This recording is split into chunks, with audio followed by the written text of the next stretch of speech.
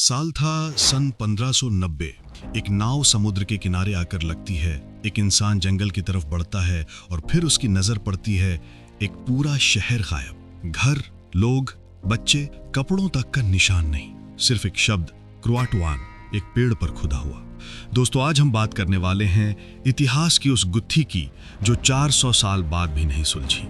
रोनोक the lost colony, जहां पूरे 115 लोग ऐसे गायब हुए जैसे जमीन निगल गई। आज की वीडियो में आप जानेंगे, क्या सच में एलियन हमला हुआ था? क्या किसी जनजाति ने पूरे शहर को उठा लिया, या फिर ये सब किसी राजकीय साजिश का हिस्सा था? वीडियो आखिर तक जरूर देखना, क्योंकि आखिर में मैं बताऊंगा वो चौंकाने वाला नया सबूत जिसके बारे में 90% लोग नहीं जानते। साल 1587, इंग्लैंड का जमाना और क्वीन एलिजाबेथ I के राज में अमेरिका में कॉलोनी बसाने की होड़ लगी हुई थी। सर वॉल्टर रैले नाम के एक अंग्रेज को आदेश मिला, जाइए अमेरिका में एक नई कॉलोनी बसाइए। रैले ने 115 लोगों की एक टीम भेजी, 87 मर्द, 17 औरतें और 11 बच्चे। इनका लक्ष्य था रोआनोक आइलैंड, यानी आज के नॉर्थ कैरोलिना के पास ये अपनी दुनिया बसाएं। 1587 की गर्मियों में 115 लोगों का एक छोटा सा दल कप्तान जॉन वाइट के नेतृत्व में इंग्लैंड से समुद्र में उतरा। जहाज का डेक नमकीन हवा से भरा था, हर चेहरे पर भय भी और उम्मीद भी। इस दल में किसान थे, बढ़ई थे, कुछ औरतें और बच्चे, और एक गर्भवती स्त्री एलेनोर डेयर, जिसने जहाज पर कहा था, मैं चाहती हूँ कि मेरा बच्चा एक नई दुनिया की पहली सांस ले। जब वे रोआनोक द्वीप पहुंचे, विशाल जंगलों ने उनका स्वागत नहीं बल्कि एक अजीब खामोशी से घेर लिया। पेड़ों की सरसराहट भी मानो बोलती थी, ये भूमि तुम्हारी नहीं, पर कोशिश कर लो। बस्ती बनाई गई, घरों की लकड़ी रात के अंधेरे में चमक, दिन में खाना खोजना, रात में आग जलाना, यही उनकी दिनचर्या थी। उसी समय एलिनर ने एक लड़की को जन्म दिया, वर्जीनिया डेयर, नई दुनिया में जन्मी पहली अंग्रेज बच्ची। लेकिन सब अच्छा नहीं चल रहा था। कॉलोनी को बड़ी परेशानियां थीं, खाना और संसाधन बेहद कम। कॉलोनी समुद्र किनारे थी, खेती मुश्किल, शिकार कम। आसपास की नेटिव जनजातियों से तनाव, कुछ जनजातियां मददगार थीं, कुछ बेहद गुस्से में। रोआनोक के पास कई मूल अमेरिकी जनजातियां रहती थीं, हैट्रेस, सेकुटान, क्रुआटन। कुछ ने हाथ बढ़ाया, कुछ ने निगाहें फेर ली। कहानियां कहती हैं कि कुछ आदिवासियों ने चेतावनी भी दी थी कि जंगल में जो दिखाई देता है वो हमेशा सच नहीं होता। उन चेतावनियों में एक डर भी छिपा था, एक ऐसी शक्ति का डर जिसे वे डेयर्स शैडो कहते थे। आखिरकार कॉलोनी के नेता जॉन वाइट ने फैसला किया, मैं इंग्लैंड जाकर खाना और मदद लेकर आता हूँ। और वे नाव लेकर चले गए। लेकिन असली समस्या शुरू यहीं से हुई। जॉन वाइट 3-4 महीने में वापस आ जाना चाहते थे, लेकिन हुआ उल्टा। इंग्लैंड और स्पेन के बीच भयानक समुद्री युद्ध छिड़ गया। वाइट की वापसी लगातार टलती रही और उनकी तरह रोआनोक के लोग भी इंतजार करते रहे। 3 साल बाद, यानी 1590 में आखिरकार जॉन वाइट दोबारा रोआनोक पहुंचे। वाइट जैसे ही तट पर उतरे, उनके दिल की धड़कन रुक गई। पूरा शहर खाली, घरों की दीवारें तक उखड़ी हुई, रसोड़ों के बर्तन तक नहीं, किसी तरह की लड़ाई का निशान नहीं, न खून, न शव, न कोई सुराग। जंगल की तरफ नजर गई तो एक पेड़ पर लिखा था क्रुआटोआन, दूसरे पेड़ पर एक अजीब सा क्रॉस का निशान, जो कॉलोनी का इमरजेंसी सिग्नल होता था।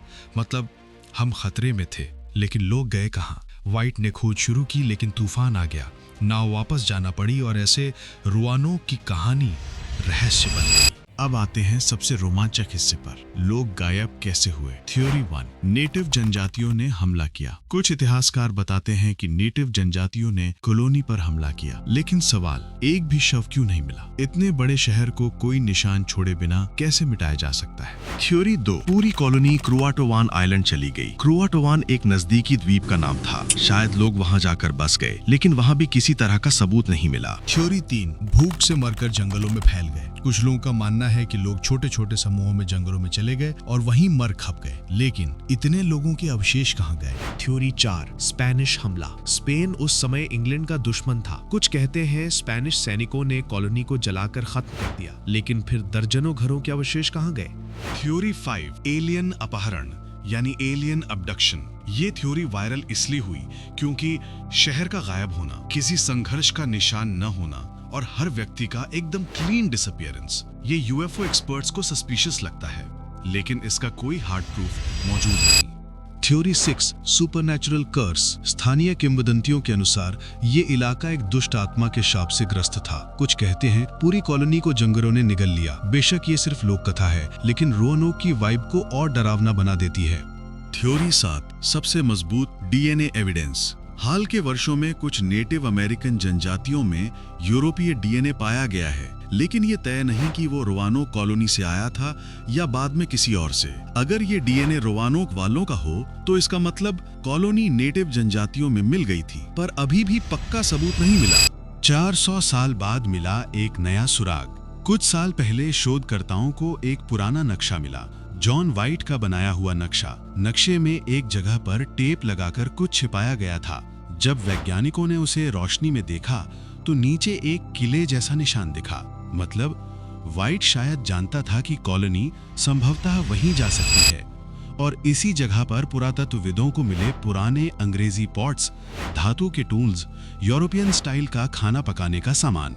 संभव है कि कॉलोनी 2 हिस्सों में बंटकर अलग अलग जगह चली गई हो और धीरे धीरे इतिहास में गुम हो गई। स्थानीय क्रोटन जनजाति में एक पुरानी कथा प्रचलित है, एक स्त्री की जो आधी रात को बच्चों के नाम पुकारती थी।